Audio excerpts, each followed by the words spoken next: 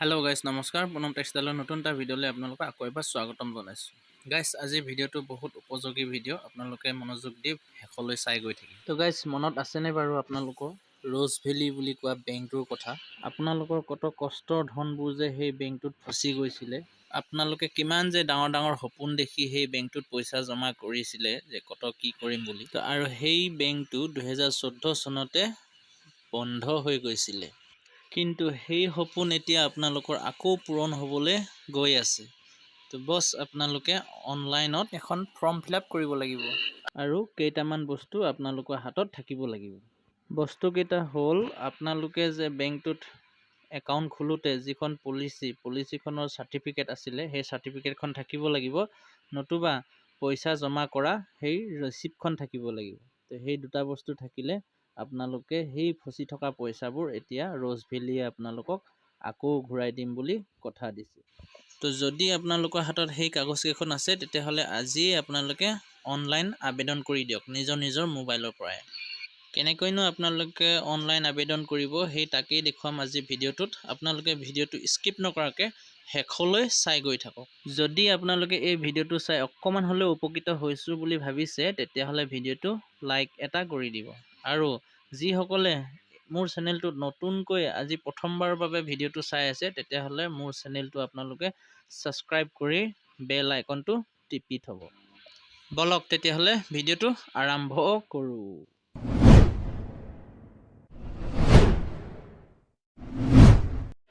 আপোনালোকে Google Chrome ব্ৰাউজাৰত আহিব আৰু ইয়াত লিখি চাৰ্চ কৰি দিব rozevalleyadc.com।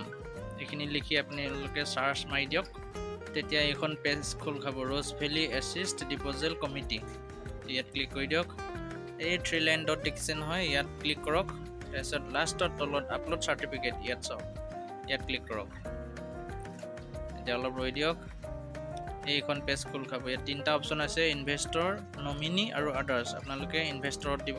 যদিহে পলিচি হোল্ডাৰজন আছে তেতিয়াহ'লে ইনভেষ্টৰত দিব, যদি পলিচি হোল্ডাৰজন নাই তেতিয়াহ'লে নমিনিত দিব। পলিচি খোলোতে যাক নমিনি দিয়া আছিলে তেওঁ এই নমিনি অপশ্যনত গৈ ফৰ্মখন ফিল আপ কৰিব পাৰিব।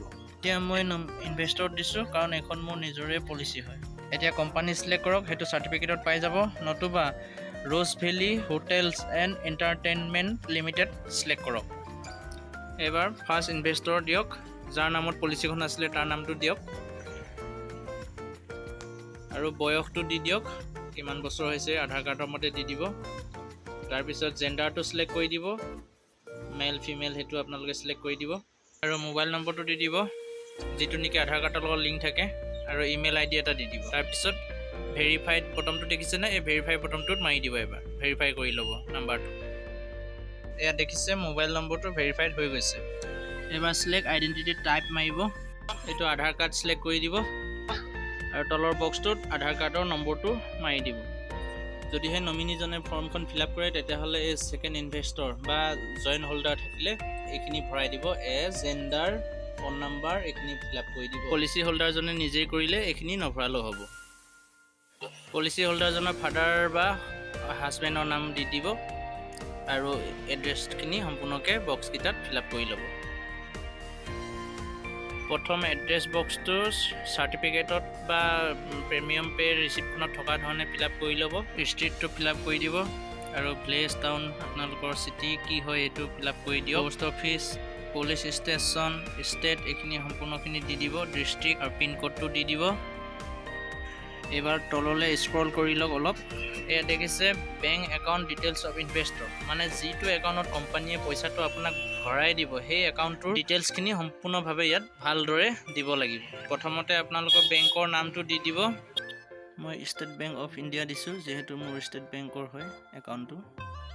নেক্সটটো হ'ল নেম অফ দ্য ব্ৰাঞ্চ, আপোনালোকৰ কোনটো ব্ৰাঞ্চ হয় সেইটো ব্ৰাঞ্চটো দি দিব। মোৰ ব্ৰাঞ্চ নেম গোগামুখ, মই গোগামুখ দিছোঁ। নেক্সট লাগিব আপোনাক ব্ৰাঞ্চ কোড, যিটো নেকি আপুনি পাছবুকখনত পাই যাব। নেক্সট আপোনালোকে একাউণ্ট নম্বৰটো মাৰি দিব পাছবুকখনত চাই। নেক্সট লাগিব MICR কোড, এইটো নহ'লেও হ'ব, এইটো আপুনি 00 বহাই দিব। শেষত IFSC কোডটো দি দিব ভালদৰে চেক কৰি।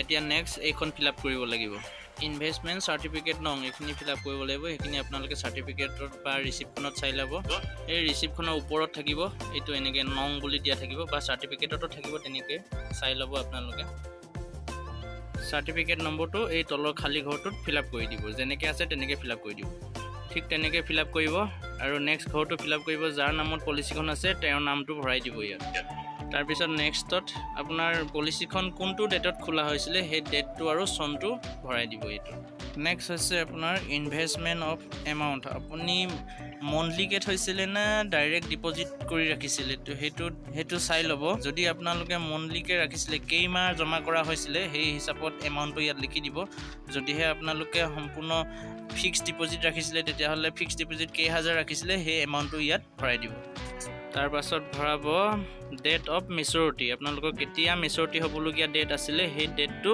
চাৰ্টিফিকেটত চাই ইয়াত এই বক্সটোত ভৰাই দিব নেক্সট হৈছে আপোনালোকৰ amount receive at maturity refunded by company if only মানে আপোনালোকে এই পলিচিখনৰ পৰা কিছু টকা ভেলি আপোনালোকক ঘূৰাই দিছিলে নেকি যদিহে ঘূৰাই দিছিলে কিমান টকা ঘূৰাই দিছিলে সেইটো এই বক্সটোত ফিল আপ কৰি দিব আৰু যদিহে ঘূৰাই দিয়া নাছিলে এটকাও পইচা ঘূৰাই দিয়া নাই তেতিয়াহ'লে আপোনালোকে 00 মাৰি দিব তো নেক্সটটো হৈছে এমাউণ্ট অফ প্ৰিন্সিপাল নট ৰিফাণ্ডেড এতিয়া এইটো ঘৰত ভৰাব আপুনি আপোনাক যদিহে এটকাও পইচা ঘূৰাই দিয়া নাই তো এতিয়া কিমান পইচা আপুনি পাবলৈ অধিকাৰ তো সেইখিনি ইয়াত ভৰাই দিব আৰু যদিহে আপোনাক কিছু অংশ পইচা আপোনাক ঘূৰাই দিছিলে তো আৰু কিমানখিনি টকা আপুনি পাবলৈ বাকী আছে আপোনাৰ নিজৰ মূলধন তো সেইখিনি পইচা ইয়াত আপুনি হিচাপ কৰি লৈ ভৰাই দিব লাষ্টটো হৈছে আপুনি সৰ্বমুঠ টকা কিমানখিনি পাব সেইখিনি ইয়াত ভৰাই দিব এইটো বক্সত ফিল আপ কৰি দিব এতিয়া প্ৰায় ফৰ্মখন ফিল আপেই হৈ গৈছে এতিয়া মাত্ৰ চাৰ্টিফিকেটবোৰ আপলোড দিবলৈ বাকী আছে তাৰ আগতে সম্পূৰ্ণ ফৰ্মখন আকৌ এবাৰ চেক কৰি ল'ব ক'ৰবাত ভুল হৈ গৈছে নেকি সম্পূৰ্ণখিনি ভালদৰে চেক কৰি লৈ তাৰপিছত কণ্টিনিউ ফৰ ডকুমেণ্ট আপলোডত আপুনি ক্লিক কৰি দিয়ক এতিয়া চাৰ্টিফিকেট আৰু ডকুমেণ্ট ফটোকপি আপলোড কৰিব লাগিব এইখিনি অপশ্যন আহিছে ইয়াত প্ৰতিটো অপশ্যনত আপুনি চুজ ফাইলত মাৰি ফটোটো আপুনি আগতীয়াকৈ ফটো মাৰি মোবাইলত ৰাখি ল'ব গেলাৰীৰ পৰা চিলেক্ট কৰি ফটোখন লৈ আপলোড কৰি দিব ফটো আপলোড কৰিবলৈ প্ৰথমতে চুজ ফাইলত যাওক আৰু গেলাৰীৰ পৰা ফটোটো চিলেক্ট কৰি লৈ এই আপলোড অপশ্যনটোত টিপি দিব অলপ সময় ৰখি দিব আৰু দেখিব গ্ৰীণ ৰাইট চিন আহিছে তেতিয়া গম পাই যাব ফটোটো আপলোড হৈ গৈছে তাৰ পাছত এই সেকেন্ড অপশ্যনটোতো সেই চাৰ্টিফিকেটখনকে আপলোড কৰি দিব 3 নম্বৰ অপশ্যনটো হ'ল আপোনাৰ ভালেকেইটা অপশ্যন আছে যিকোনো এটা দিব পাৰে তথাপিও আপুনি 20,000তকৈ বেছি এমাউণ্ট হ'লে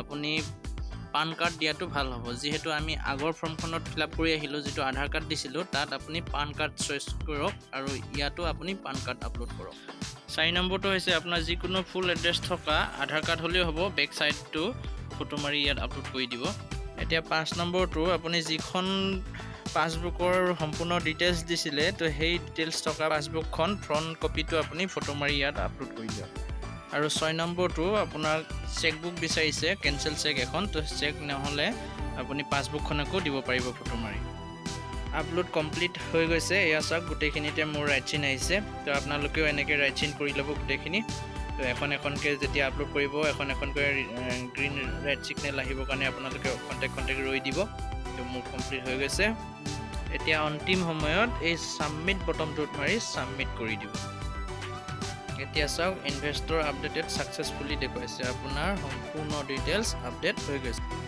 এতিয়া ৰ'জ ভেলী কোম্পানীয়ে আপোনাক ভেৰিফাই কৰি আপোনাৰ ষ্টেটাছটো আপোনাক জনাই থাকিব আপুনি ষ্টেটাছ চেক কৰিব পাৰে আপোনাক ষ্টেটাছ চেক কৰা পদ্ধতিটো মই আপোনাক দেখুৱাই দিছোঁ আপুনি ভালদৰে চাই লওক ওপৰৰ এই 3 লাইন ডটত মাৰক তাৰপাছত এই লেফ্ট চাইডে চাওক এই সেকেন্ড তলৰ পৰা সেকেন্ড অপশ্যনটো ইনভেষ্টৰত মাৰক এতিয়া এইখন পেজ খোল খাইছে চাওক ইয়াত আছে চাৰ্চ বাই চাৰ্টিফিকেট নং ইয়াত এই ঘৰটোত আপুনি আপোনাৰ চাৰ্টিফিকেটৰ নাম্বাৰটো ভৰাই দিব তাৰপিছত এইটো কেপচাৰ দেখিছেনে আৰ ইউ হিউমেন তো ইয়াত সংখ্যা দিয়া আছে 9+4 কিমান হ'ব 13 ইয়াত 13 দিয়ক এইটো দি এই চাৰ্চ বটনটোত ক্লিক কৰি দিয়ক আপোনাৰ ডিটেইলছ আহি যাব এয়া মোৰ ষ্টেটাছটো আহি গৈছে চাওক আপোনালোকে চাই ল'ব পাৰে ইয়াত লিখা আছে your application is pending for approval, verification will be started shortly।